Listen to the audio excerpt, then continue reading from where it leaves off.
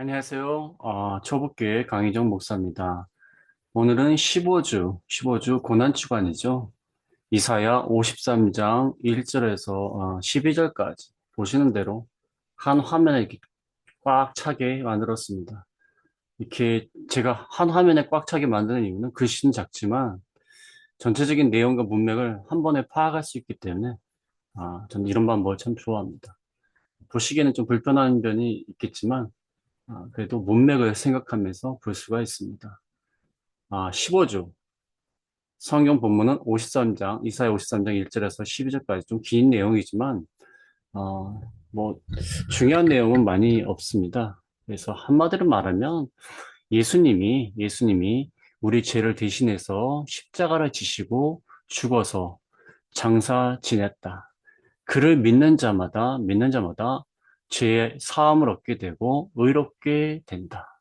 이제 그것을 이사야 선지자가 예수님 모시기 약 800년 전에 이렇게 예언한 그러한 말씀인 것입니다. 이사야 당대 때에는 이 말씀이 정확히 무슨 말씀인지 정확하게는 물론 하나님이 깨닫게 하셨을 수도 있지만 사실상 정확하게 깨달을 수는 없었다고 생각을 합니다. 그러나 중요한 것은요, 그 당시에 어떤 짐승을 제물로 바쳐서 하나님 앞에서 자기 죄를 제사함 받고 용서함 받는 정결케 되는 이런 제사 제도가 있었는데 이것만으로 되는 것이 아니라 이것은 앞으로 오실 어떠한 분, 여긴 종이라고 나와 있지만 그래서 이것을 이제 종의 노래가 많지만 종의 노래 중에 하나인데 앞으로 오실 그 종이 그 제물의 역할을 하신다. 제물은 그 종이 오셔서 하실 일을 예표하는 것이다. 그 짐승 자체가 죽었다고 해서 우리의 죄의 사함을 받는 것이 아니라 앞으로 오실 종께서, 그리스도께서 우리 죄를 위하여 제물이 되실 것을 상징하는 것이다. 그것을 계시를 통하여 이렇게 이사야 시대 때 말씀을 하신 거예요. 그 당시 이제 제물을 바치면서 드렸겠지만 이 말씀을 통하여서, 앞으로 이 재물은 앞으로 오실 그분을 예표하는 것이구나. 이렇게 생각하게끔 만들었을 것입니다. 그래서 여러 가지 내용이 있지만은, 한마디로 말하면 예수님은 전체적으로 한번 살펴보면은 예수님은 연한 순 같고 마른 땅에서 나온 뿌리 같다. 모양도 풍채도 헐마을 만한 것이 없었다. 사람들에게 멸시를 받고 간고를 많이 겪었다. 질고를 앓는 사람이다. 아무도 그를 존경하지 않고 하나님께 징벌을 받았다고 생각을 했다. 그런데 그것이 아니다. 그가 찔리고 상한 것은 우리의 허물과 죄악 때문이다. 그로 인하여 우리가 평화를 누리고 나음을 입었다. 우리는 다 양 같아서 자기 길로 다 갔다. 그러나 그는 짐승처럼, 제물로 바쳐진 짐승처럼 어린 양과 같이, 잠잠한 양과 같이 끌려갔고, 끌려가서 형벌을 당하셨다. 살아있는 자들 땅에서 끊어졌다. 우리 죄악 때문에. 그는 광포도 없고 거짓도 없다. 그러나 죽어서 장사 지내서 무덤이 악인들과 함께 있었게 되었다. 그래서 그를 믿는 자마다 이제 다 의롭게 되는 것이다. 하나님의 뜻을 성취한 자이다. 많은 사람의 죄를 담당하였고 우리를 위하여 기도까지 하시는 분이시다. 이게 이제 전체적인 내용이에요. 어떤 분이 오셔서 그렇게 하실 것이다.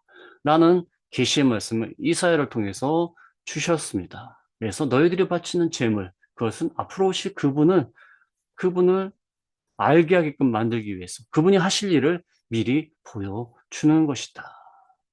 이게 전체적인 내용입니다. 1절부터 보면은 우리가 전한 것을 누가 믿었느냐? 여호와의 팔이 누구에게 나타났느냐? 우리가 전한 것, 이 종에 대해서 전한 것을 아무도 믿지 않았다는 거예요. 하나님이 계시를 통하여 이사야를 통하여 우리라고 했으니까 이사야와 어떤 경건한 무리를 통하여서 이 말씀을 주셨는데도 누가 믿었느냐? 믿을 수 없는 사실이죠, 사실상. 3절에도 보면요. 3절의 끝에 뭐라고 나와 있냐면 우리도 그를 귀히 여기지 아니하였도다. 전하는 선자나 경건한 무리들도 귀히 여기지 않았다는 거예요. 이건 뭐 말이 안 되는 말 같다. 별 중요하게 생각을 하지 않았다는 것입니다. 그 다음에 여호와의 팔이 누구에게 나타났냐? 여호와의 팔이요. 이사야에 많이 나옵니다.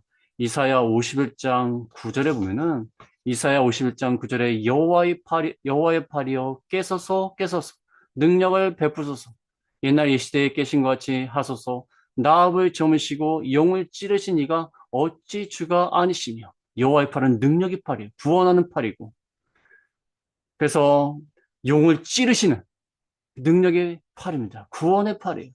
이사야 52장 10절에도 여호와께서 열방의 목전에서 그의 거룩한 팔을 나타내셨으므로 땅끝까지 모두 우리 하나님의 구원을 보았도다. 열방의 목전에서 구원의 팔, 거룩한 팔, 능력의 팔을 나타내셔서 하나님의 구원을 보았다. 구원하시는 팔이에요. 구원하시는 팔이지만 그다음에 이제부터 어떠한 종에 대해서 말하는 거 보니까 하나님 자신이에요. 하나님 자신이 이 땅에 오셔서 구원의 팔이 되셨다는 거예요. 그 구원의 팔을 그리스도를 통하여 나타내셨다는 거예요. 여호와의 팔이 누구에게 나타났냐? 나중에 그리스도를 통하여 나타나게 된다. 그 말입니다. 그 다음에 이제 그리스도의 종에 대해서 설명을 합니다. 그래서 본문을 보면요. 그하고 우리가 비교가 자꾸 돼요. 그하고 우리. 어떤 한 분. 우리. 우리는 양 같고 죄를 짓고 우리는 그를 무시하는 자예요.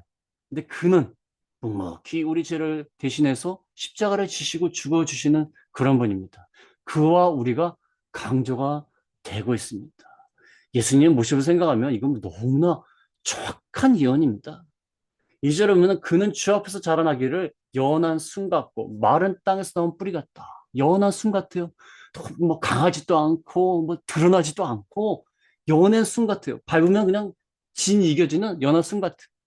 마른 땅에서 나온 뿌리 같아갖고 마른 땅이니까 뿌리가 제대로 살 리가 없어요. 이거 뭐 살런지 죽을런지 알 수 없습니다. 그다음에 고운 모양이나 풍채가 없어요. 모양도 없고 풍채란 것은 좀 유명한 사람들이 위풍당당한 모습을 말해요. 예수님 뭐 위풍당당한 모습으로 뭐 예루살렘 궁전에서 태어나셨습니까? 좋은 옷을 입고 다니셨습니까? 우리가 보기에는 흠모할 만한 것이 흠모할 만한 아름다운 것이 없다고 그랬어요. 흠모할 만한 게 아무것도 없어요. 예수님 모습 보세요. 뭐 흠모할 만한 게 뭐 있습니까? 베들레헴에서 마곡간에서 태어나시고 그다음에 보통 제자들과 같이 다니실 때에도 뭐 화려한 옷을 입고 다니셨습니까? 잘 먹고 뭐 좋은 집에서 사셨습니까? 아름다운 것이 아무것도 없습니다. 그러나 중요한 것은 순이고 마른 땅에서 나온 뿌리였다고 했어요. 이사야서에 보면요. 그리스도에서 예언할 때에 거룩한 씨 또는 뭐 새싹 이런 표현이 많이 나옵니다. 싹이 나며 순이 나며 또 뭐 거룩한 씨 이런 의미죠. 그거는 겉으로 볼 때는 뭐 대단하진 않지만 중요한 건 생명이 있다는 거. 생명. 씨가 조그맣고 순이 조그맣게 올라와도 생명이 있다는 거예요. 생명의 역사는 그렇게 뭐 대단하게 뭐 급하게 화려하게 이루어지는 게 아니에요. 그러나 중요한 것은 생명의 역사는 반드시 이루어지게 돼 있고 그 역사는 살아있는 역사예요. 생명의 역사를 이루시는 주님이다. 마태복음 11장 29절에 보면 마태복음 11장 29절에 나는 마음이 온유하고 겸손하니 나의 멍에를 메고 내게 배우라. 그리하면 너희 마음이 쉼을 얻으리니 마음이 온유하고 겸손하다. 온유하고 겸손하신 주님이시다. 생명의 역사를 일으키시는 분이다. 3절에 보면은 사람들에게 멸시를 받아요. 사람들이 욕하고 사람들이 배척을 하고 조롱을 합니다. 그럼 멸시를 받아요. 사람들에게 버림을 받고 간구를 많이 겪었다. 간구는 슬픔을 말합니다. 슬픔을 많이 겪었고 질고는 병의 병. 병을 아는 자라. 온전히 체험한 자라. 사람으로 오셨으니까. 슬픔, 인간의 고통과 슬픔, 비애를 하시고 질병을 하시는, 근심을 하시는 그러한 분이시다. 경험하신 분이다. 아는 자라. 사람들이 그에게서 얼굴을 가리는 것 같이 멸시를 당했어. 사람들이 얼굴을 가립니다. 에휴, 별볼 일 없고 응? 그 슬픔과 질병을 아는 자이기 때문에 그 사람들이 봤을 때 멸시를 하고, 응? 예수님이 얼마나 멸시하고 무시를 합니까? 뭐 화려하지도 않고 가난하고 천한 사람들과 같이 지내시고 그 고통을 아시고 체험한 분, 그 사람은 얼굴을 가립니다.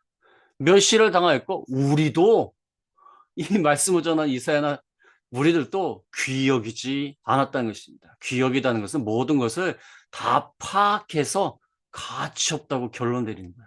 잘 파악을 해서 아이 그리스도가 그럴 리는 없어. 어디 뭐 베들레헴에서 응? 메시아가 나올 수가 있느냐. 귀히 여기지 않았다. 인간적인 판단으로 하였다는 것입니다. 4절에 보면 그는 실로 우리의 질고를 지고 우리의 슬픔을 당할 거늘 우리는 생각하기를 그는 징벌을 받아 하나님께 맞으며 고난을 당한다 하였노라. 그는 실로 생각지 못하게 우리가 생각하기에는 귀히 여기지 않았지만 실로 우리의 질고 우리의 병을 짊어지시고 우리의 슬픔을 당하였다는 것입니다. 지었다 당하였다는 것은 짐을 졌다는 겁니다. 다른 사람이 짐을 졌다는 겁니다. 짐을 지고 당하였어. 대신 진 겁니다. 예수님은 본인의 질고와 슬픔을 당한 게 아니에요. 대신 진 거예요. 우리 것을 진 겁니다. 근데 사람들은 뭐라고 생각하냐면 하나님께 맞으며 징벌을 받아 고난을 당한다고 생각을 하였습니다. 그 당시에는요, 뭔가 병을 앓거나 고통을 당하면, 죄를 져서 저렇게 고난을 당하는구나. 그렇게 생각을 하였습니다. 그래서 죄 때문에 예수님 십자가에 지신 것을 볼 때, 죄 때문에, 본인의 죄 때문에 이렇게 고난을 당하는구나. 그래서 그는 실로 우리의 질고를 지고 우리의 슬픔을 당할 거는 원문에 보면은 하지만 우리는 생각하기를 하나님께 징벌을 받고 고난을 당한다고 생각을 하였다는 것입니다. 그래서 인간의 눈에 보기에는 뭐 예수님 화려하지도 않고 볼품도 없고 나중에 고난을 당하다가 십자가를 지고 극형이 처해지니까 본인이 하나님께 맞으며 고난을 당하는 거 아닌가 그렇게 생각을 했다는 거예요. 우리의 질고 우리의 슬픔을 대신 당한 것입니다. 그래서 5절에 보면은 그가 찔린 것은 허물 때문이고 그가 상한 것은 죄악 때문이다. 찔리고 상한 것은요 굉장히 치명상을 입고 아주 몸이 으스러지는 고통을 말해요. 으스러지는 고통, 죽을 정도로, 물론 죽으셨죠. 죽을 정도로 찔림과 상함을 당하셨는데 다 죄악과 허물 때문이다. 뭐 인간적으로 뭐 세상에서 법을 어겼다든지 뭐 인간적인 기준에서 뭐 죄를 졌다 그 말이 아니라 하나님 앞에서 근본적인 죄악, 부패성에서 나오는 이 죄악, 이 죄악 때문에 예수님이 대신 잔인하게 죽어주셨다는 거예요. 우리 때문에. 그 다음에 예수님이 하신 일 때문에 뭐가 이루어졌냐? 그가 징계를 받음으로 평화를 누렸다. 하나님과 평화를 누려. 그 다음에 그가 채찍에 맞음으로 나음을 입었다고 그랬어요. 그가 징계를 받아서 하나님과 불목 관계에 화목하지 못했어요. 근데 하나님과 평화가 이루어지고 화목하게 되고 채찍에 맞음으로 모든 것이 회복이 되었습니다. 죄악 가운데 있을 때 질병 가운데 있는 자 같은 자였지만 회복이 된다는 것입니다. 그래서 에베소 2장 15절에 보면은 에베소 2장 15절에 법정으로 된 계명일법을 폐하셨으니 이는 이 둘로 자기 안에서 한 세 사람을 지어 화평하게 하시고 또 십자가로 이 둘을 한 몸으로 하나님과 화목하게 하려 하심이라. 원수된 것을 십자가로 소멸하시고. 그 다음에 베드로전서 2장 24절에 보면 베드로전서 2장 24절에 친히 나무에 달려 그 몸으로 우리 죄를 담당하셨으니 이는 우리로 죄에 대하여 죽고 의에 대하여 살게 하려 하심이라. 그가 채찍에 맞음으로 너희는 나음을 얻었나니. 분명하게 말하지 않습니까? 징계를 받아서 하나님과 우리 사이에 평화가 이루어집니다. 죄값을 다 치러줬으니까. 이제 죄로 인해서 불목하지 않습니다. 채찍에 맞음으로 우리가 나음을 입어요. 하나님과 화목하게 되었으니까 모든 것이 회복이 되고 나음을 입게 된다는 것입니다. 우리는 어떤 자였습니까? 6절에 보면 6절에 우리는 다 양 같아서 그릇 행하여 각기 제 길로 갔거늘 여호와께서는 우리 모두의 죄악을 그에게 담당시키셨다. 우리는 다 양 같아요. 양은 통제가 불가능합니다. 먹을 것만 찾아가고요. 그 다음에 여기가 위험한 곳인지를 생각하지 못해요. 그래서 위험에 빠질 일이 많고 또 그러니까 자기 멋대로 가는 거야. 통제가 불가능. 각기 자기 제 길로 갔어요. 우리가 다 양 같아서 위험한지도 모르고 아무 데나 갔어요. 근데 여호와께서 우리 모두의 죄악, 자기 멋대로 행하는 그 죄악, 그 죄악을 그에게 담당시키셨다. 그에게 다 죄악을 그에게 다 부담하게 하셨어요.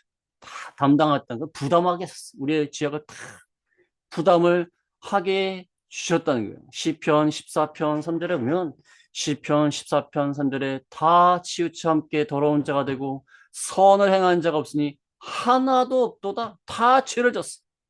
베드로전서 2장 25절에도 베드로전서 2장 25절에 너희가 전에는 양과 같이 길을 잃었더니 이제는 너희 영혼의 목자와 감독 되신 이에게 돌아왔느니라. 양과 같이 다 길을 잃어버렸어. 고린도후서 5장 21절에 하나님이 죄를 알지도 못하신 이를 우리를 대신하여 죄로 삼으신 것은 우리를 하여금 그 안에서 하나님의 의가 되게 하려 하심이라. 죄를 알지도 못하는데 대신 죄로 삼으셨어. 베드로전서 3장 18절에 보면 베드로전서 3장 18절에 그리스도께서도 단번에 죄를 위하여 죽으사 의인으로서 불의한 자를 대신 하셨으니 단번에 죄를 위하여 죽게 하셔서 의인이지만 불의한 자를 대신하게 하셨다. 그 다음에 7절부터 보면은 예수님이 양과 같은 제물이 되어주셔서 그냥 묵묵히 제물로서 끌려가서 죽어주셨습니다. 7절에 그가 곤욕을 당하여 괴로울 때에도 그의 입을 열지 아니했으며 마치 도수장으로 끌려가는 어린 양과 털 깎는 자 앞에서 잠잠한 양같이 그의 입을 열지 아니하였도다. 그가 제물이 되어서 하나님 앞에 제물이 되기 때문에 제물이 무슨 거역을 한다든지 제물이 왜 나를 죽입니까? 그렇게 할 수 없지 않습니까? 온전한 제물이 되기 위해서 흠없는 하나님께 온전히 바쳐지기 위해 우리의 모든 죄를 짊어지고 죄인이기 때문에 많은 죄를 짊어지고 순수히 당하시는 모습을 보여주고 있습니다. 그가 곤욕을 당하여 괴로울 때에도 곤욕을 당합니다. 아주 무자비한 잔인한 그런 폭력을 당할 때에도 곤욕을 당할 때에도 괴로울 때에도 입을 열지 않는 도수장으로 끌려가는 어린 양같이 도수장으로 끌려가는 어린 양이 뭐 반항을 해봤자 뭐 얼마나 하겠습니까? 이제 죽을 터인데 털 깎는 자 앞에서 잠잠합니다. 짐승들이 보통요 맹목적으로 이렇게 순종하고 순복하는 게 있지 않습니까? 그냥 끌려가요. 그래서 강아지도 예전에 어떤 분이 그 말씀 하시더라고. 강아지를 잡아먹으려고 강아지를 잡아먹으려고 했는데도 꼬리치며 다가오더라는 거예요. 자기를 잡아먹으려고 하는데 좀 순종적인 그런 면이 있습니다. 그래서 순수하게 제물이 되어 주셨어. 그의 입을 열지 않고 묵묵히 제물이 되어 주시는 거예요. 하나님의 뜻을 이루시는 그 주님의 모습을 보여주고 있는 것입니다. 고린도전서 5장 7절에 보면 고린도전서 5장 7절에 너희는 누룩 없는 자인데 새 덩어리가 되기 위하여 묵은 누룩을 내버리라. 우리의 유월절 양 그리스도께서 희생되셨느니라. 베드로전서 2장 23절에 보면 베드로전서 2장 23절에 욕을 당하시되 맞대어 욕하지 아니하시고 고난을 당하시되 위협하지 아니하시고 오직 공의로 심판하신 이에게 부탁하시며 묵묵히 자기의 일을 감당하였습니다. 8절에 그는 곤욕과 신문을 당하고 끌려갔어요. 예수님이 억울하게 끌려갔습니다. 체포되어서 거짓 증인들의 고발에 의해서 말도 안 되는 판결을 받고 십자가를 지셨습니다. 곤욕과 신문을 당하고 끌려갔으나 그 세대 중에 누가 생각하기를 그가 살아있는 자들의 땅에서 끊어지면 마땅히 형벌받을 내 백성의 허물 때문이라 하였으리요. 십자가를 지고 죽어주셨으나 그 세대 중에 누가 그가 살아있는 자들의 땅에서 끊어진다는 것은 이 산 사람들의 세상에서 끊어지니까 죽는 거죠. 그가 죽은 것이 어떻게 내 백성의 허물 때문이라고 말하는 사람이 누가 있었으랴? 아무도 몰랐다는 거예요. 누가 그렇게 생각했으랴? 그가 십자가에서 죽은 건 본인의 죄 때문에 죽은 거겠지. 아니면 뭐 세상 말로 뭐 운이 나빠서 죽은 거겠지. 그렇게 생각했겠지. 형벌받은 내 백성의 허물 때문이라 말했을 리가 없다는 거야. 인간은 무지하다는 거야. 일제부터 시작되지 않습니까? 누가 믿었느냐? 누가 믿었느냐? 우리도 그를 귀히 여기지 아니하였도다. 예수님 오셔서 예수님 오실 때도 그랬고 십자가에서 죽으실 때도 그랬고 아무도 왜 이분이 이 세상에 오셔서 죽었는지 아무도 몰라. 아무도 몰라. 아무도 이해하지 못했다는 것입니다. 구절에 보면 그는 죄가 없었다는 거예요. 구절에 그는 강포를 행하지 아니하였고 그의 입에는 거짓이 없었으나 그의 무덤이 악인들과 함께 있었으며 그가 죽은 후에 부자와 함께 있었도다. 강포 폭력, 외부적으로 폭력을 행하지 않았어. 입에는 거짓이 없습니다. 그러니까 말과 행동이 온전한 거예요. 죄가 없습니다. 말과 행동이 죄가 없어. 그의 무덤이 악인들과 함께 있었으며 그가 십자가에 죽었을 때 범죄자와 같이 죽었지 않습니까? 그의 무덤이 악인들과 함께 장사가 되었어요. 그가 죽은 후에 부자와 함께 있었도다. 예수님의 무덤이 아리마대 요셉이라는 그 무덤에 묻히지 않습니까? 누가복음 27장, 누가복음 27장 57절에 보면 저물었을 때 아리마대 부자 요셉이라 는 사람이었으니 그도 예수의 제자라. 빌라도에 가서 예수의 시체를 달라 하니 이에 빌라도가 내주라 명령하거늘 요셉이 시체를 가져다가 깨끗한 세모포로 싸서 바위 속에 판 자기 새 무덤에 넣어두고 큰 돌을 굴려 무덤 문에 놓고 가니 요셉, 아리마대 요셉, 부자 요셉의 자기 무덤에 예수님이 들어가셨지 않습니까? 얼마나 정확합니까? 그가 죽은 후에 부자와 함께 있었도다. 죄가 없으셨으나 우리 때문에 죽어 주셨다는 거예요. 그 다음에 10절에 보면 이 모든 것이 하나님께서 하신 것이라는 것입니다. 10절에 여호와께서 그에게 상함을 받게 하시고 원하사 질고를 당하게 하셨은지 그의 영혼을 속건 제물로 드리게 이르면 그가 씨를 보게 되며 그의 날은 길 것이요 또 그의 손으로 여호와께서 기뻐하시는 뜻을 성취하리로다. 하나님이 그렇게 하셨다는 거, 계획 가운데 작정된 계획 가운데 하셨다는 것입니다. 사도행전 2장 23절에 보면 사도행전 2장 23절에 그가 하나님께서 정하신 뜻과 미리 하신 대로 내준 바 되었거늘 너희가 법는 자들의 손을 빌려 못 박아 죽었으나 하나님의 정하신 뜻과 미리 하신 바대로 십자가에 내어 준 거예요. 상함을 받게 하고 질고를 당하게 하신 거예요. 왜냐하면 속건제물로 그의 영혼, 그의 생명을 속건제물로 드리는 겁니다. 속건제물은 범죄한 것에 대해서 배상을 하는 거예요. 배상. 예수님의 생명을 배상해서 속건제물로 드렸어요. 속건제물로 드렸으면 죽은 거 아닙니까? 그러나 속건제물로 드리게 이르면 그가 씨를 봐요. 후손을 봐요. 예수님이 죽어주셨지만 예수님의 그 구속의 역사를 믿는 사람들을 통하여서 많은 사람들이 생기게 됩니다. 많은 하나님의 백성, 구원받은 백성들이 생겨요. 그게 씨를 보는 거예요. 그의 날은 길 것입니다. 죽어서 장사 지내마 되었지만 나중에 부활하셔서 승천하셔서 이제 하나님의 우편에 계시는 겁니다. 종격이 되시는 거예요. 그의 날이 길 것이요. 또 그의 손으로 여호와께서 기뻐하신 뜻을 성취하리로다. 그리스도가 하나님의 기뻐하신 뜻을 성취합니다. 구속, 제물로 바쳐주셔서 믿는 사람을 구원하는 그 구속, 그것을 성취하리로다. 11절에 보면 그가 자기 영혼에 수고한 것을 보고 만족하게 여길 것이라. 그리스도가 자기 영혼에 그 수고한 거 얼마나 수고하셨습니까? 그것을 스스로 만족하게 여깁니다. 이 택한 백성들을 위해서 고난을 받고 죽어주셔서 택한 백성의 죄를 사해 주신 이 구속의 역사를 만족하게 여길 것이라. 나의 의로운 정이 자기 지키로 많은 사람을 의롭게 하며 또 그들의 죄악을 친히 담당하리로다. 여기서부터는 이제 사람들의 평가를 말하죠. 주변의 사람들이 나의 의로운 정이 자기 지식으로 많은 사람을 의롭게 합니다. 죄를 사할 뿐만 아니라 이거 소극적 측면이에요. 그 다음에 많은 사람을 의롭게 만듭니다. 예수 그리스도의 구속의 행위를 믿는 사람마다 의롭게 되어 죄악을 친히 담당하리로다. 나의 의로운 척, 자기 지식으로 많은 사람을 의롭게 한다. 지식이란 것은 이 그리스도가 하나님의 뜻을 잘 알므로 그 뜻을 행하는 것을 말해요. 하나님 무엇을 원하시는가? 그들을 구속하기를 원하신다. 그걸 잘 알아서 많은 사람을 의롭게 한다. 죄악을 친히 담당하리로다. 다음에 마지막으로 12절에 보면 그러므로 내가 그에게 존귀한 자와 함께 몫을 받게 하며 강한 자와 함께 탈취한 것을 나누게 하리니 이는 그가 자기 영혼을 버려 사망에 이르게 하며 범죄자 중 하나로 헤아림을 받았습니다.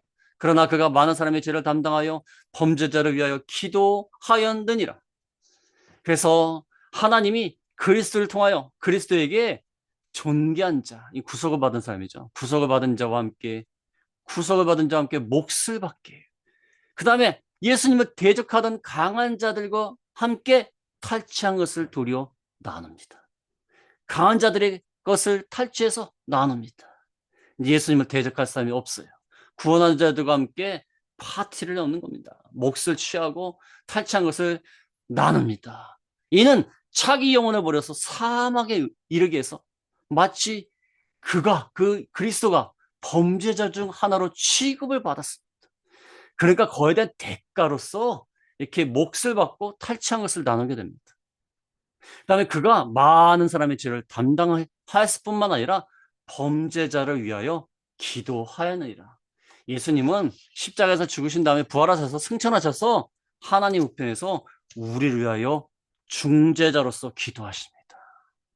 로마서 8장 34절에 보면 로마서 8장 34절에 누가 정죄하리요 죽으실 뿐 아니라 다시 살아나시는 그리스도 예수시니 이는 그는 하나님 우편에 계신 자요 우리를 위하여 간구하시는 자니라. 하나님 옆에서 간구하신다. 그래서 이렇게 우리 죄를 위하여 죽어주셔서 중재하셔서 자기가 이뤄놓은 그 구속사역을 통하여서 죄악 가운데 있는 우리에게 그 구속의 은혜를 베풀어 주시고 그 다음에 우리를 위하여 하나님 우편에서 기도하시고 중재하시는 중재자가 될 수 있는 것은 우리 죄를 위하여 죽어주셨기 때문에 그래요. 죽어주셨기 때문에 그 피가 있기 때문에 하나님께 간구할 수 있는 거예요. 우리 대신 간구할 수 있는 거예요. 자격이 되는 것입니다. 우리는 죄악 때문에 멸망당할 수밖에 없지만 예수님이 내가 그들을 위해서 죽었지 않습니까? 그들을 구원해 주십시오. 이렇게 기도할 수가 있는 것입니다. 중재자로서 역할을 하실 수가 있는 것입니다. 오늘 말씀이 많이 길지만 아이들한테 가르칠 때 이게 중요한 말씀입니다. 중요한 말씀이니까 기도를 많이 하시고 이렇게 영상도 몇 번 보시면서 말씀을 보시면서 이렇게 하시면 되겠습니다. 네, 감사합니다.